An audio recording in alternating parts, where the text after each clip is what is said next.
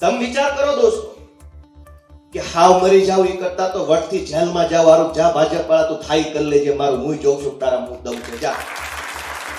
હાવ એક ખેડૂત મરી જાય છે એનો પરિવાર નોંધારો થઈ ગયો, કોઈ એને કાણી કોડીની સહાય આપવા વાળું નથી. કરદો કરનારા બેફામ ફરે છે. અત્યારે ટેકાના ભાવની ખરીદી હાલે છે દરેક યાર્ડમાં. ગમે તેવો સારો કપાસ લઈને જાઓ, સીસીઆઈ વાળા ભાઈ નથી ખરાબ છે કઈ પછી પૈસા આપો તો હારો થઈ જાય. મોટા ભાગના ટેકાના ખરીદી કેન્દ્રોમાં વેપારીઓના ખટારા મોઢે કપાસ મગફળી ચડી જાય છે, પણ ખેડૂત જ્યારે ઘરની પાકેલી મગફળી કપાસ લઈ જાય તો રિજેક્ટ થાય છે. વાત સાચી છે ખોટી? અને આપણે એ લડાઈ લડીએ છીએ કે ચોર ચપાટાઓ માટે કોઈ કાયદો નથી ગુજરાતમાં, ગુંડા બુટલેગરો માટે કોઈ કાયદો નથી. કાયદો બધો મારા તમારા જેવા ગરીબો માટે અનામત રાખેલો છે કે તમે વાંકમાં આવશો તો પૂરી દેશું 2-2 મહિના. બુટલેગરો ભલે દારૂ વેચે, જમીન માફિયા ભલે જમીન પડાવે, વ્યાજ માફિયા ભલે વ્યાજે ફેરવે, વેપારીના નામે બધા લોકો ભલે ટેકાના ભાવમાં કપાસ કે મગફળી નાખી દે, કોઈ કાયદો, કોઈ પોલીસ, કોઈ સરકાર નથી. ગરીબ માણસ ઝપટમાં આવી ગયો તો 307 ને 207 ને 807. મિત્રો આપણે એક લાંબી લડાઈ લડવા માટે તૈયાર થવાનું છે. કેજરીવાલજી કેવડી મોટી લડાઈ લડીને આવ્યા છે. એ સરકારી નોકરી કરતા હતા અને સરકારી નોકરીમાં જાઓ તો કરોડપતિ થઈ ગયા, ઇન્કમ ટેક્સના કમિશનર હતા. આમાંથી એક ફાઇલ ખોલવાના પૈસા મળે ને બંધ કરવાના પૈસા મળે. આ ક્યાં મુખ્યમંત્રી બનવાનું હતું? એ ન્યા રહ્યા હોત તો કરોડપતિ થઈ ગયા હોત ને હારી જગ્યાએ બધે ફાર્મ લઈ લીધા હોત. હિંગોળગઢમાં એક ફાર્મ હોત, એનું એક સુરેન્દ્રનગર લઈ લીધું હોત ને થાનમાં ખાયું કરાવી નાખ્યું હોત. પણ દોસ્તો એને રસ્તો નથી પસંદ કર્યો, સંઘર્ષનો રસ્તો પસંદ કર્યો. એ જેલમાં ગયેલા છે. મનોજભાઈ પર 307 થયેલી છે. અનેક લોકો જેલમાં હું કામ ગયા? કોઈ સારા લક્ષ્ય સાથે કે મારે ભલે જેલમાં જવું પડે પણ હું જેલમાં જાઉં ને ગુજરાતના 54 લાખ ખેડૂતોને અધિકાર મળતો હોય તો મારું જેલમાં જવું કબૂલ છે મને દોસ્તો. અને એટલે હું તમને તમારા દીકરા તરીકે વિનંતી કરવા આવ્યો છું. હું જ્યારે નવો રાજનીતિમાં આવ્યો, ભાજપની સામે પડ્યો, ધડાધડ એફઆઈઆર, જ્યાં જાઓ ને એફઆઈઆર, બોલો તો એફઆઈઆર, મુંગારવાની એફઆઈઆર, ચારો તરફ એફઆઈઆર. મેં તે કાળજું કઠણ કરી લીધું કે હવે તારી પાસે કેટલી ચોપડીઓ એફઆઈઆર ની જા મત લખવા, હું જોઈ લો તો હું કરી લે તારી એફઆઈઆર. અને કાળજું કઠણ કર્યું તો આ તમારી સામે ઊભા છે, જાઓ ફાંસીએ ચડાઈ દે ગોપાલ ઇટાલિયન જો ભાજપની સત્તામાં દમ હોય તો. પણ એ દમ સત્તામાં નથી દોસ્તો.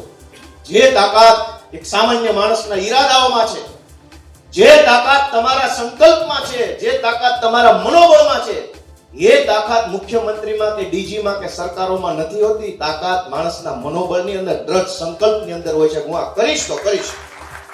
અને માણસ જ્યારે એકવાર મુઠ્ઠી બાંધી લે કે હું આ કરીશ તો કોઈ દુનિયાની તાકાત એને રોકી નથી શકતી. એનો દાખલો મહાત્મા ગાંધી છે દોસ્તો. આપણે ગાંધી ગુજરાતમાંથી છીએ. ગાંધી બાપુ પાસે પહેરવા પૂરા લુગડા નહીં, અડધી પોતળીને અડધું પન્યું નાખેલું, પૂરા લુગડા નહીં, હારા ચપ્પલ નહીં, મોબાઈલ નહીં, ગાડી નહીં, પેજ પ્રમુખો નહીં, ગામડે બુથ સંગઠન નહીં, કાંઈ હતું? એની પાસે એક જ તાકાત હતી, સંકલ્પની તાકાત, મનોબળની તાકાત. ગાંધીએ એવો સંકલ્પ કર્યો કે અંગ્રેજોની સત્તામાં ગમે એવી તાકાત હોય પણ ગાંધીના મનોબળથી મોટી તાકાત અંગ્રેજોમાં નહીં હોય. જ્યાં અંગ્રેજારે મોરે મોરો પટકાય. અને ગાંધીનું મનોબળ જીત્યું કે અંગ્રેજોની સત્તા જીતી? કોણ જીત્યું વિચારો બધા. દુનિયાનો ઇતિહાસ જ્યારે લખાણો છે ત્યારે હંમેશા મનોબળની જીત થઈ છે અને સત્તાની હાર થઈ છે દોસ્તો. દુનિયાના અનેક દેશોની આ કહાની છે. મહાભારતનું યુદ્ધ હોય તો સેના કોની પાસે હતી? હજારો અક્ષોહિણી સેના, વણવણતા હાથી, ઘોડા, તીર, કામઠા, ભાલા, બધું જ કોની પાસે? કૌરવો પાસે. પાંડવો પાસે શું હતું? મક્કમ મનોબળ, ભગવાન શ્રી કૃષ્ણનો સાથ હતો, એક સંકલ્પ હતો કે આજતા કૌરવોને હરાવવાના છે. ઇતિહાસમાં શું લખાયું કે સેનાવાળા કૌરવ જીત્યા કે મનોબળવાળા પાંડવો જીત્યા?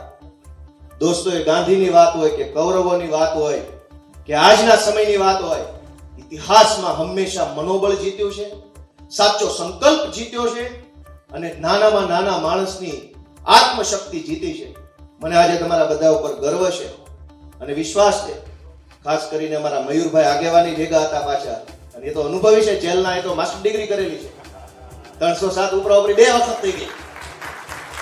હવે કોલર પકડવાની 307, ચૈતરભાઈ ઉપર ગલાસ પકડવાની 307, મનોજભાઈ ઉપર નારા બોલાવવાની 307. અમે બધો કાયદો, કાનૂન, વહીવટી તંત્ર બધું ભણેલા છે. વારો આવવા દો, તમને 307 નું ડબલ પાછું આપવાનું છે. ભાઈ અમે કોઈનું રાખીએ નહીં. તમને 614 પાછા ન આપીએ તો કહેજો ને મારા વાલા ભાજપાળો. શું સમજે છે ગુજરાતમાં? અનેક ખેડૂતો હેરાન થઈ રહ્યા છે.